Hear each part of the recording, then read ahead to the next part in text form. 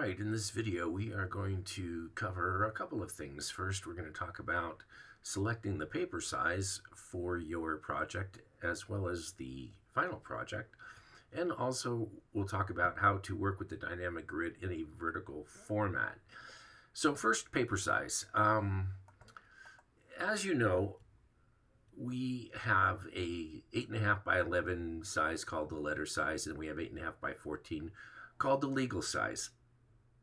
These sizes are in some ways arbitrary, and they're only used here in the States.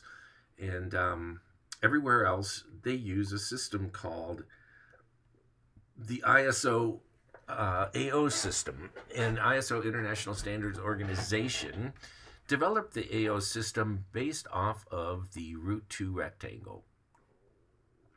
Now, we have already worked with the root 2, and we know it comes from the square directly. And we also know that it's one of the dynamic shapes. It's and so one of the, I should call it one of the root rectangles. And since it is based off the square, it does have a sense of symmetry that other sizes like 8.5 by 11 and so on do not. And so the neat thing about the AO system is that every time you take a piece of paper and you cut it or fold it in half, if this was A1, if you folded it or cut it in half, you got A2. Cut that in half, you get A3, A4, A5, and so on.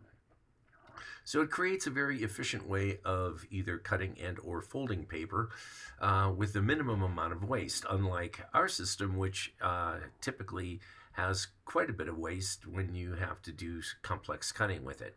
As well, it doesn't have any dimensional relationship with any other sizes, 8.5 by 11, 8.5 by 14, 11 by 17, so on and so forth. These are all somewhat arbitrary. So A4 is the sort of the standard letter size in the rest of the world. And you will find that setting in Illustrator. When you make a new document, you get a chance to select a print size, and in the print size, you'll see letter, A4, legal, tabloid, and so on. And so there's your A4 size as a basic selection option for you. And so my suggestion is, since we're working with dynamic shapes and we're working with rectangles, I would suggest perhaps using an A4 as a paper size. I'm not going to say you have to. And since we're not actually printing these, it doesn't technically matter, because even if we were printing it, every printer has A4 as a paper size, and so you could go that route. And the neat thing about the A4 is that it has that relationship with the other root rectangles. So that is a consideration. Another good size to select might be a square. And so you could do that, or you could use a golden section, a golden rectangle, as your paper size. So there's a few options that you have. In the realm of reality, if we were to actually get this produced, an A4 would probably be the size you might want to go with because of its relationship to the shapes we're dealing with. So that being said, let's talk about the A4, and let's talk about working with the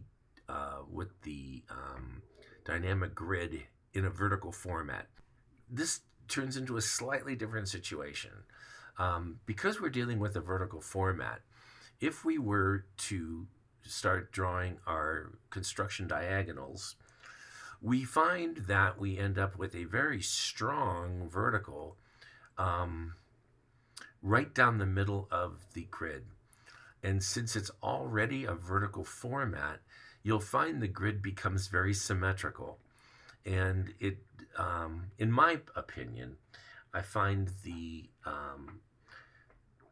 layouts that occur from using a grid based off of a center division like this becomes somewhat stagnant, and can definitely lead toward an equal left and right symmetrical layout.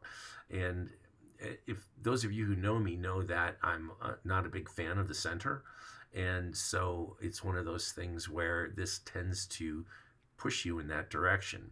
Now, that's not to say it's going to. There's certainly a lot of different ways that you can handle it. Like you could just say, I'm not even going to have that there. But even then, you'll notice that the modules and the spatial zones are symmetrical on each side. And it, like I said, tends to run a little bit on the boring side. So what, so what I'm going to suggest, rather than dividing your parent shape with a horizontal primary rectangle, I'm going to suggest that you use a vertical.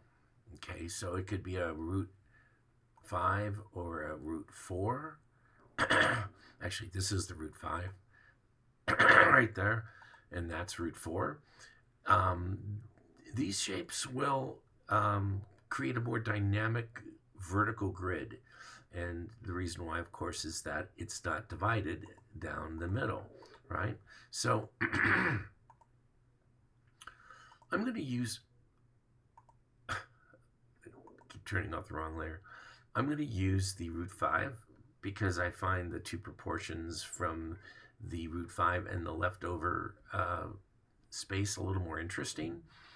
And then if you use your construction diagonals, and then you create a grid based off of that, you can see the grid is actually, it's a much more dynamic grid.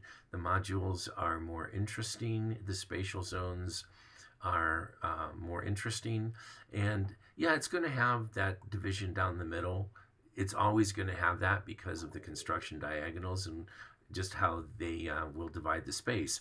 But dividing something in half and making it symmetrical vertically is much less obvious than having it be symmetrical left and right like the other way of handling it. So that's my suggestion for working vertically, and I think you'll find it a lot more interesting to work with. As well, it creates more interesting flow lines. Like that could be a good flow line, that could be a good flow line. This one especially is a very strong flow line. So if you're looking for that opportunity, this grid, works very well for that. What I'm going to leave you with is to never divide the space with more than one